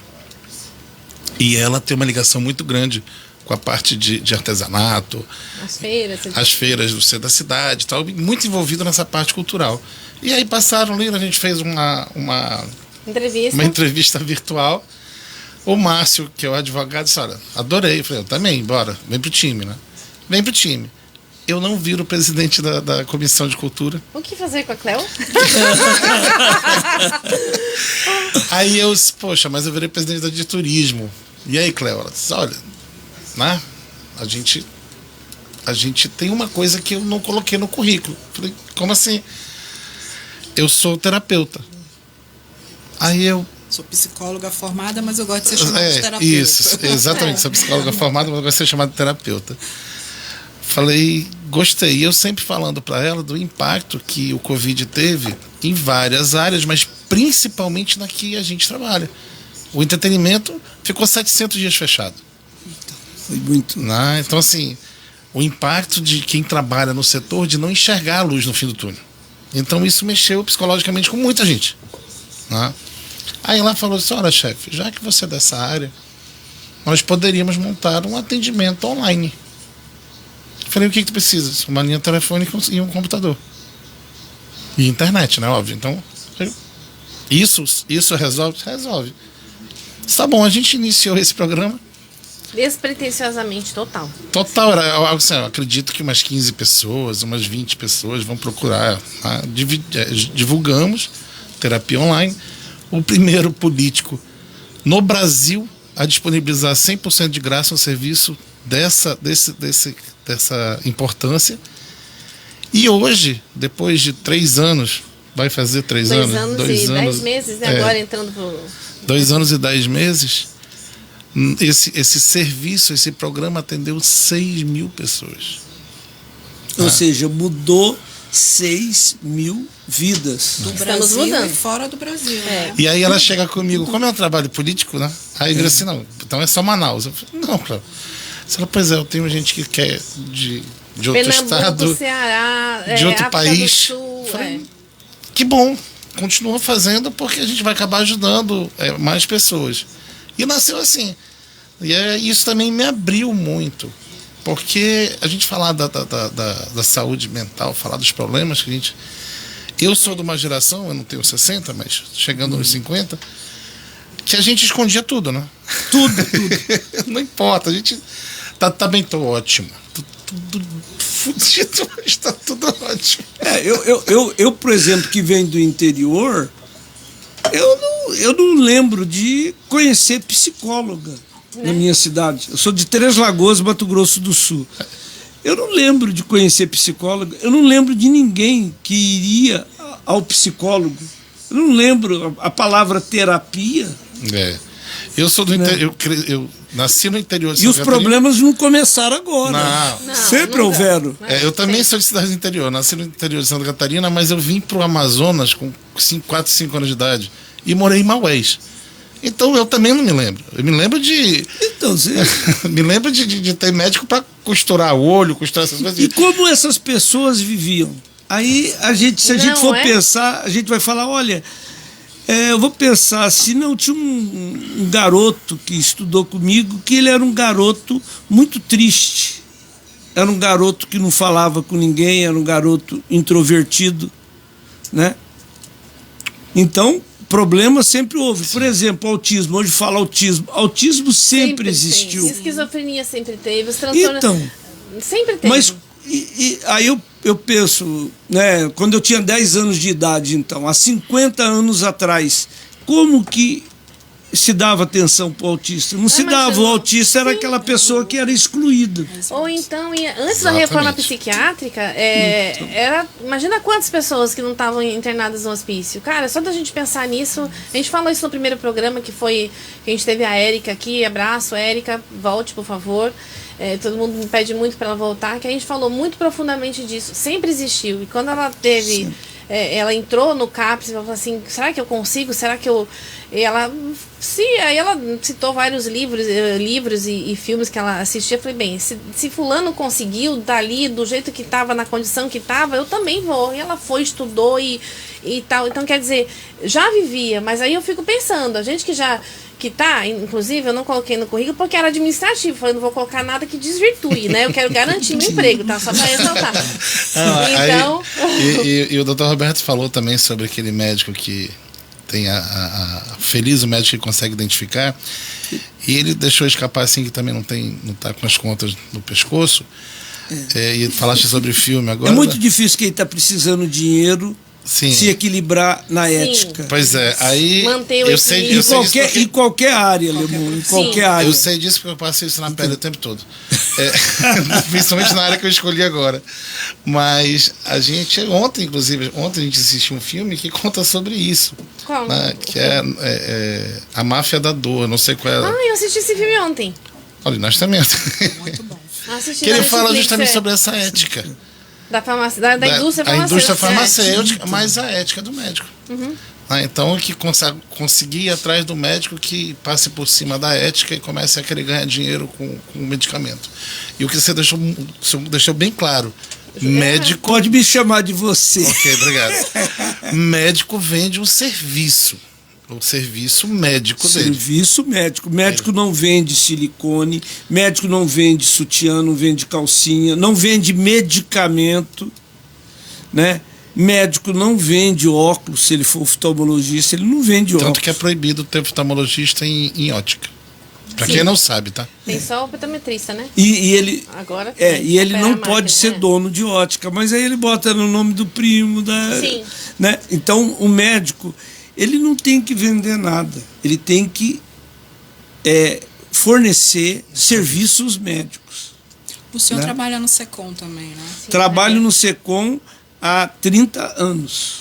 Eu tô até com a camisa das meninas, apenas um toque, que elas... fizeram movimento, né? Elas fizeram 3 anos agora com o movimento. Eu faço reconstrução mamária no SECOM, eu fui o primeiro médico, tá? E... ninguém fazia reconstrução mamária em Manaus, né? Eu cheguei aqui há 30 anos atrás e a primeira reconstrução mamária eu fiz lá no SECOM, né? Que era...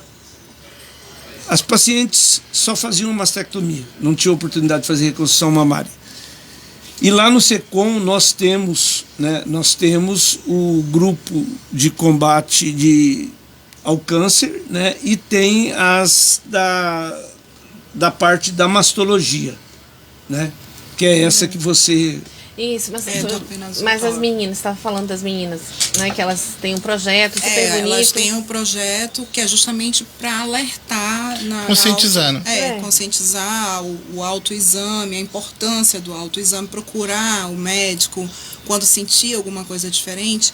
Mas o que eu queria salientar também é que o senhor desse a sua opinião em relação ao que a mulher sente quando tira o seio e quando ela tem a oportunidade de colocar um silicone. Eu acho importante isso também, porque a minha experiência foi ruim, mas eu ainda tenho, mesmo que 2 ovos fritos, mas eu ainda tenho. Então, né? Isso foi tema, isso eu posso te falar.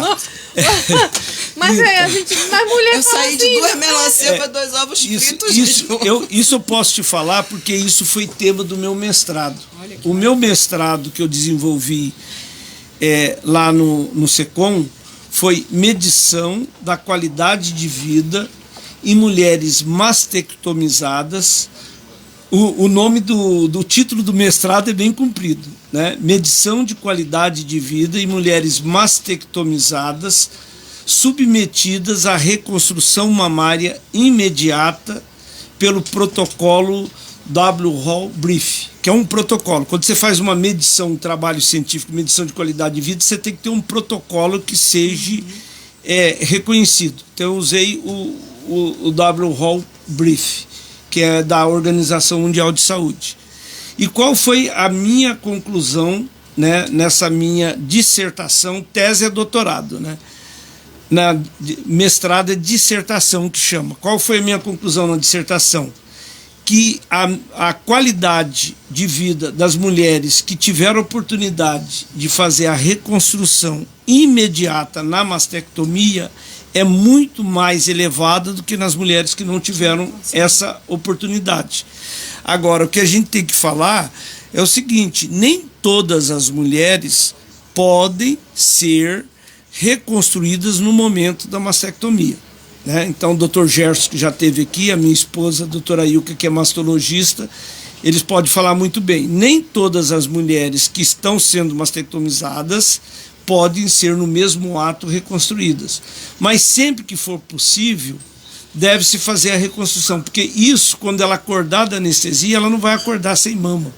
Ela vai acordar com volume, porque quando a gente reconstrói a mama, a gente não está reconstruindo um órgão, não é a mama, é um volume assemelhado à mama. Isso é importante, né? Não é a mama, é um volume mamário. E isso traz uma recuperação da autoimagem da paciente e da autoestima. Com certeza. Eu tinha uma outra pergunta para fazer, doutor, ligado diretamente ao silicone. E aí, como você deixou bem claro a sua parte ética, uma das perguntas que a minha esposa fez para o médico, e a resposta foi contundente, foi o seguinte: doutor, se eu engravidar, eu vou conseguir amamentar meu filho? E aquele médico respondeu, com certeza sim, né? Foi enfático, inclusive, em dizer. Minha esposa engravidou de novo do nosso filho, que está com 12, vai fazer 13 anos, e ela não conseguiu amamentar, né? Então, assim, isso é o normal, ou realmente, quando coloca o silicone, não se consegue mais amamentar? Tá, eu vou te explicar o seguinte. Eu vou resumir e explicar o porquê. O normal é amamentar, tá? O normal é amamentar. Okay. Agora, depende da técnica que for ser realizada. Quando você faz uma cirurgia de aumento mamário, chama-se mamoplastia de aumento. Quando você faz uma cirurgia de aumento mamário, você pode colocar o silicone em 2 lojas, tá? Lojas, sim, que eu chamo é o local, o sítio que você vai colocar o implante. Você pode colocar o implante embaixo da glândula mamária, que é o mais fisiológico, tá? O mais fisiológico. É o que traz menos dano para a mama, colocar embaixo da glândula mamária.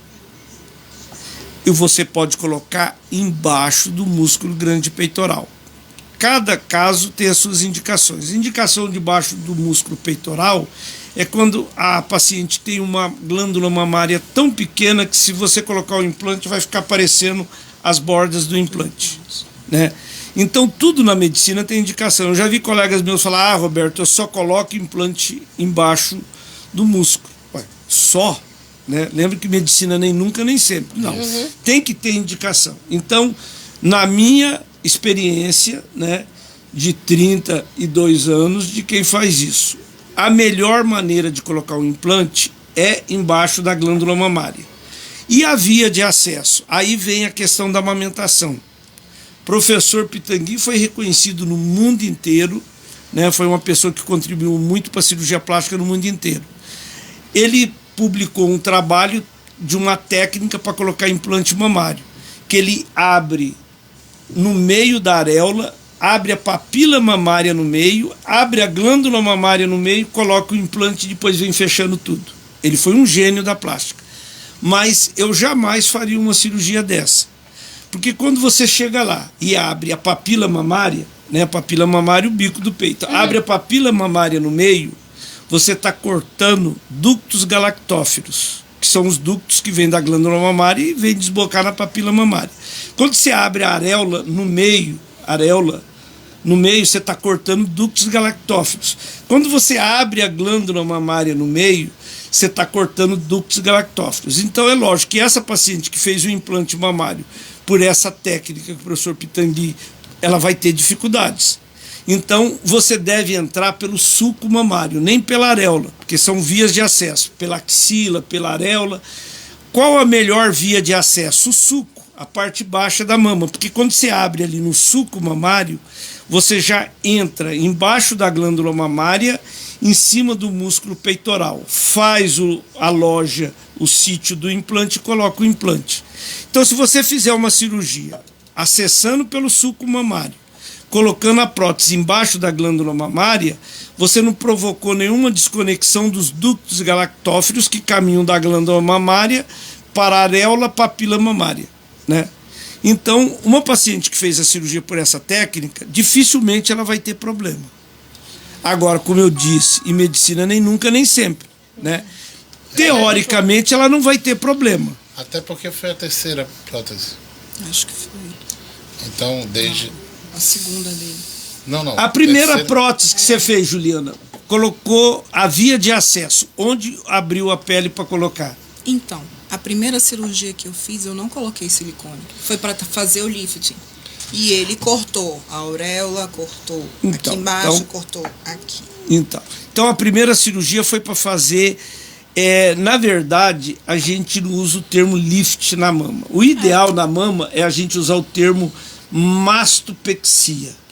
Mastopexia é levantar a mama. O termo lift é um termo usado na face, que lift vem do inglês suspender. Lift é suspender. Então a gente usa o termo suspender para a face, para o pescoço, né? Na mama, o termo mais correto não é um lift mamário. Quero ver médico enganar a Juliana a partir de hoje, cara. O termo ela mais tá correto tudo aqui, ela tá escutando tudo e é tá uma absorvendo mastopexia, né? Então você já teve uma certa lesão na glândula mamária, sim, viu, Alemão? Quando ela fez esse chamado lift, que o termo correto é mastopexia, já teve uma lesão. Depois você botou o implante, teve mais uma lesão.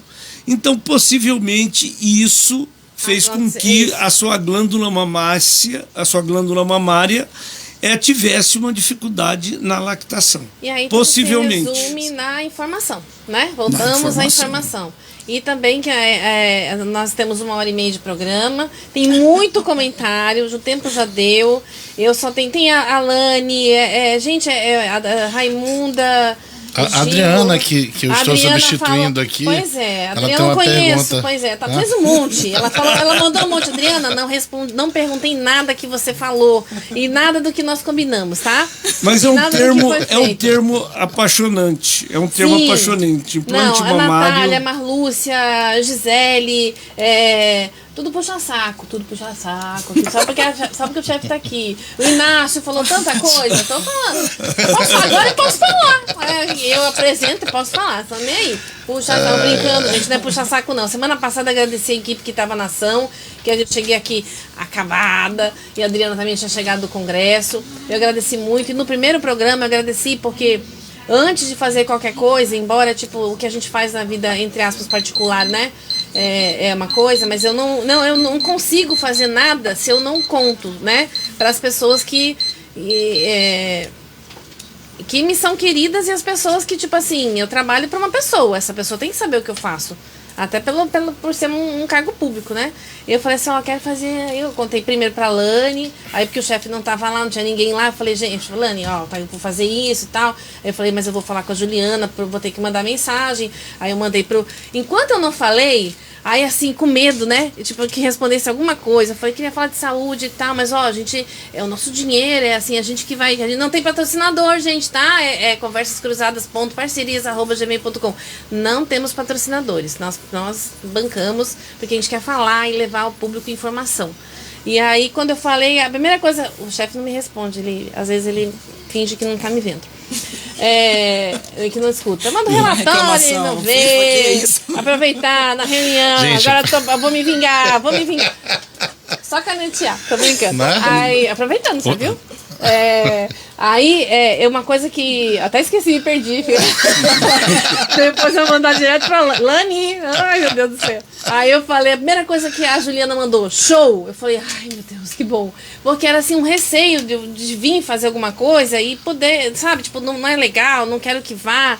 Sabe, a Lani deu maior apoio, tipo, não, vai lá, poxa, legal. Então, Lani tá comentando, todo mundo tá comentando. Eu tô brincando aqui, chefe, com o senhor, porque eu sou muito séria nas reuniões. Eu sou, assim, dita como falo muito, mas eu falo, assim, no trabalho. Então, estou me permitindo brincar, porque a ideia aqui é uma conversa, né? Se eu não brincar aqui com ele, nunca mais. Isso aí. Lá na reunião eu não posso fazer isso, tem que aproveitar, né? Pois é. Mas, assim, eu queria muito agradecer. Obrigada por ajudar aqui a substituir brilhantemente. Obrigado, Adriana. Aí eu sei que a sua agenda é corrida, eu sei que o senhor tem compromissos para fazer, mas eu nunca imaginar que o senhor viesse acompanhando. Pensei que a Juliana vinha com as meninas e tal, com as filhas. Não imaginei. Não, a Nicole está ajudando a Sofia, que ela tem amanhã Enem. Amanhã Ai, tem, que né? bom. Boa sorte pra ela. Que mas ele me acompanha melhor. Tudo. Se ele pode me acompanhar, ele Pois eu sei que você acompanha, mas assim, imaginei, né, que, né, tipo assim, elas viessem assim, aí até falei assim, elas sentam ali e tal, ficam à vontade. Então, assim, é uma honra, fiquei nervosa, porque é meu chefe, né, gente? Não. Paga meu salário, é meu chefe, ele é muito legal, é legal pra caramba, assim, é o melhor chefe, um dos melhores chefes que eu já tive, tá? Eu tenho muita sorte de ter bons chefes, e assim, e sempre quando eu trabalho, eu trabalho muito tempo pra mesma pessoa, nunca troquei, assim, sabe? De Detalhe, muito, tá assim. falando da mulher que falou que tinha um sonho de trabalhar no porão, tá? Aí ela não trabalha no porão, trabalha no gabinete. Não, mas quando eu entrei no porão, porque eu vinha de Curitiba, vinha de São Paulo, quer dizer, a gente vê outras coisas, né? E assim, aí quando eu cheguei aqui e entrei no porão, eu disse, cara, eu quero trabalhar pra esse cara. Quem é? Um cara, uma mulher? E aí eu descobri, vi um casal longe, eu via sempre os dois juntos. Eu falava assim, gente, aí tinha um tempo do bolo, eu comecei a fazer bolo, eu falei assim, será que eu vendo bolo no aniversário? E eu queria... Eu tentei de tudo. Pedir perdão pro Alemão, mas eu nunca entrei no porão do Alemão. O senhor está convidado agora e tem uma área lá para o senhor ficar sentadinho com a sua esposa, sua filha, observando só de bem longe. Bom, né? Observando Ele falou que ele gosta de conforto. De conforto. Mas tem uma área muito boa lá que o senhor pode ficar ficar lá na de área boa. Heineken. Uma área muito boa. Bem, então eu queria muito agradecer a todo mundo, que eu não vou conseguir, mas eu vou olhar. Nossa, tem muita gente aqui. O chefe podia ter. O senhor não fez o seu. Pois é, né? Pois é. Que não fez o trabalho, a pessoa lhe dá uma chance, né? Deixa eu dar uma olhada aqui rapidinho, vamos lá. Vou agradecer a Marlúcia, que está acompanhando a gente, a Adriana. Muito obrigado mais uma vez, Adriana, por me permitir te substituir. A Natália. Vamos lá, tem mais gente aqui. Rapaz, Silvia Grijol Cavalcante está por aqui também. E tinha o Inácio agora há pouco. Isso. Raimundo Gil. Deixa eu dar uma atualizada aqui, que é bastante gente, com muita gente comentando. Natália falou que... Tia Fátima. Olha Tia aí. Fátima, minha tia já... Tia, aquelas íntimas. Ela teve aqui, fez um sucesso. Ela é ex-paciente. Ela arrancou o miau do Dr. Gerson, tá? Ela falou que o Dr. Gerson, miau, chamou de gato. Foi muito bom. Minha tia é fantástica. Olha Ela só tem que legal. Bruna humor, assim. Coimbra, a Bárbara, né, Pereira, muito Sim, a obrigada, Bárbara não tá conheço, né? Você tem um pai top das galáxias. Dona Ilka, obrigada de novo. Quando eu falei do senhor do trabalho da saúde mental, era para ressaltar o acompanhamento, né? Como que foi o acompanhamento. E aí a gente está sem tempo, isso já aproveita para um gancho de convite para falar. O senhor aceita participar do programa? Pro senhor vir falar Aí eu sobre sento saúde? ali da outra vez. Aí o senhor senta aí. Pronto, não tem problema não. Né? Então, pronto, já sabe como funciona, né? É dessa forma. O William, assim, meu companheiro de programa, vai encerrar o programa. Mas antes eu queria fazer uma pergunta. A gente sempre indica livro aqui. A gente já tem uma indicação do filme A Máfia da Dor, que eu também assisti. Realmente vale a pena assistir, até porque tem o contexto aqui do que o senhor falou, da questão da ética. E aí eu queria perguntar. Tem várias perguntas que a gente coloca, mas pelo tempo só dá para perguntar uma. Quer dizer, nem tem tempo, né, Paulo? Já entendi. Qual o livro que vocês recomendam ou que teve algum impacto na sua vida? Tem algum livro que impactou sua vida, mudou? Ou que o senhor indica que tem a ver com o assunto? O senhor, doutor Roberto, tem algum livro para indicar? Olha, médico... Só tem os livros de mas não tem nenhum assim, mas tem... um descansa-mente, assim? O melhor livro que foi um livro que me impactou e que me fez me apaixonar pela cirurgia plástica foi um livro do professor Pitangui, O Direito à Beleza. O Direito à Beleza. É porque a gente coloca lá, gente, quem quiser saber as indicações, a gente coloca bonitinho lá, fica o Direito à Beleza. à Beleza. Muito bom. Juliana, você tem algum? Memória das Minhas Putas Virgens. Uau! Gabriel Garcia Marques. Memória, depois eu vou assistir e vou anotar. Memória. Muito bom esse livro. A outra pergunta tu vai fazer ou eu faço? Senhor, não, é pra mim fazer? Não, mas o senhor me falar o livro. Eu? É. Mas qual assunto? Não, um livro que impactou sua vida, que marcou, que o senhor acha que tem a ver com o assunto ou não. Um livro que impactou sua vida, um livro que mexe com... O primeiro livro que o senhor leu, o senhor lembra o nome? Primeiro livro que eu li, não vou lembrar assim, mas eu tenho um escritor que eu gosto muito dessa parte que é o Frederick Forsyth. Eu gosto bastante dele. O último livro dele, inclusive, é A Lista. Gostei muito dele. Que bom. Inclusive, dei de presente para o filho de um amigo meu. Espero que ele tenha lido. Bem, o William está em casa porque ele é filho, né, do confrade, o chanceler Luiz Lauschner, que inclusive foi pelo motivo que nós não iniciamos o programa no dia 30, em respeito, né, ao falecimento dele. E então ele está em casa, porque o seu Luiz fazia parte da ABEPA Alcama e etc., fundador. Pois é, então estamos todos aqui, vamos dizer, em família Alcama, e vai ser homenageado também. Pois é, então é muita emoção junto. E até falei, indiquei o livro dele no primeiro programa. E só eu que não indico o livro. A Adriana veio semana passada com uma renca de livro. Gente, eu vou colocar... É um livro muito... Mas é o primeiro contato, a primeira vez que eu vi um livro na vida. Assim, que tipo, eu li e me dediquei a ler. De lá eu não parei mais. Livros, tu falaste dos primeiros livros, né?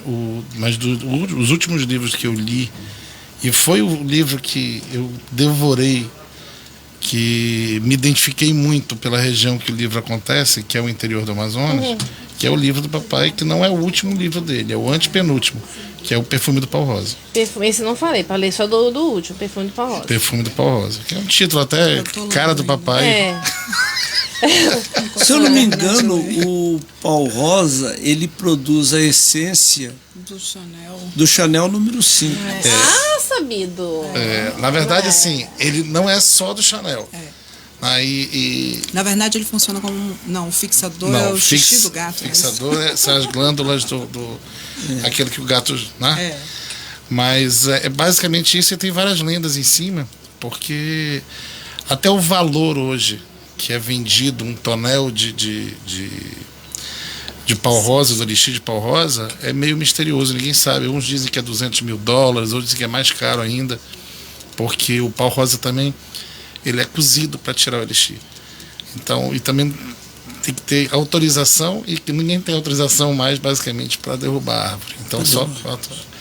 Mas a história conta, esse romance que o papai escreveu, ele fala mais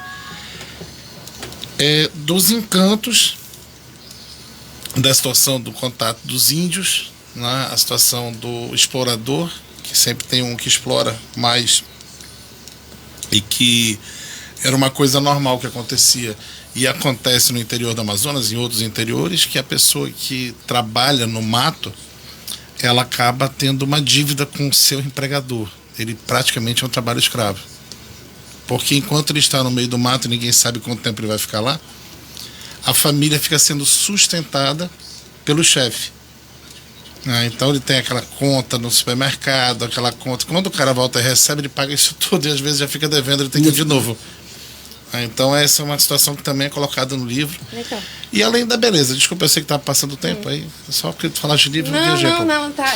Eu só vou que eu falei pra Adriana, falei, não, Adriana, semana que vem eu começar a falar dos meus livros. O primeiro contato meu com o livro foi o Palácio Japonês. É um tema, um livro infanto-juvenil do José Mauro de Vasconcelos, mas é a primeira vez que eu peguei um livro, eu me lembro da capa azul, e assim, e já falando de um tema, por mais, né, falando de contato, de como, da morte, de uma forma tão...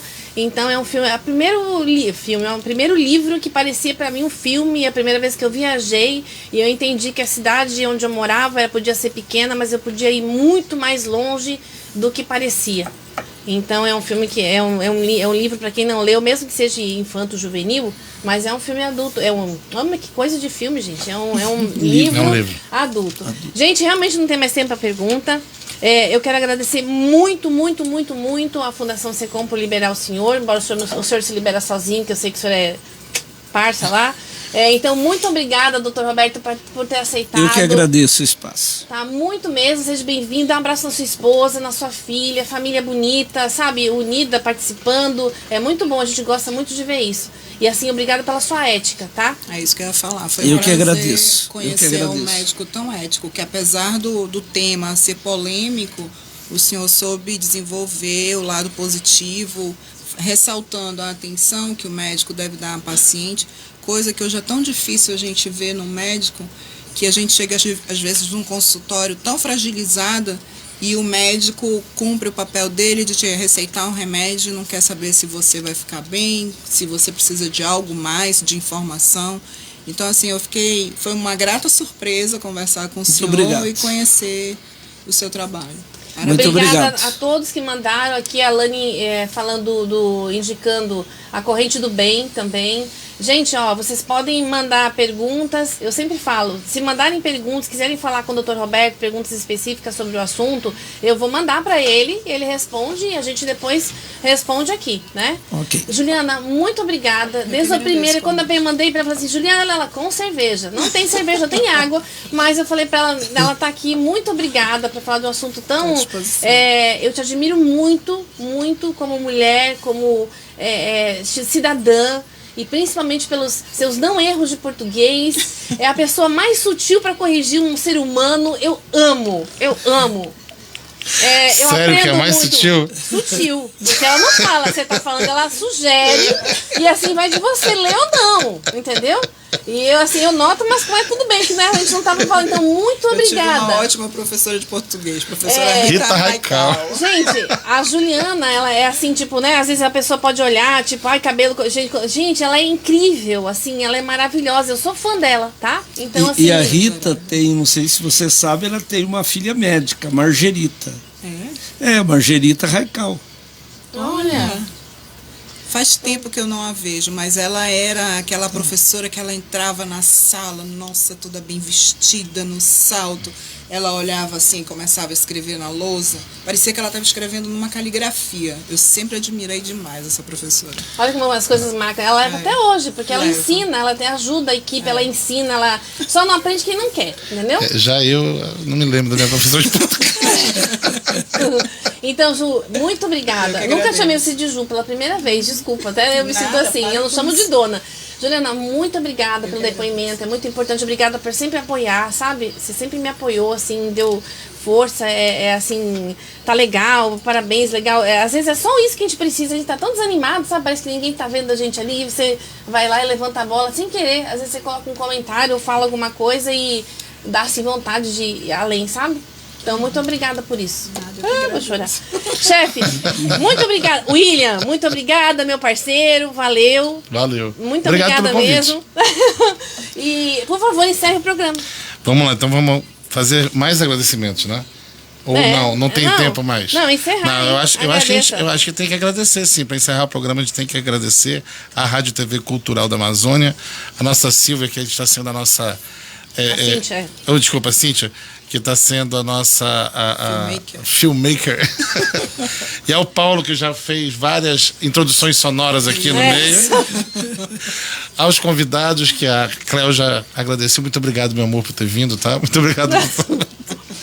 Eu que agradeço. Lembrando que segunda-feira já vai estar o programa lá no Spotify. Então você vai lá, Spotify. No YouTube, no Instagram, tá tudo já. Quer dizer, a gente abaixa amanhã mesmo, já diminuiu um dia. Domingo. Já? Não, amanhã é domingo, né? Isso, Menina. domingo tá no YouTube, tá no Spotify, pra todo mundo tá assistindo e eu repasso pra vocês. E não esqueça de ir lá curtir o canal pra ganhar mais likes e ganhar esse patrocinador em breve, né?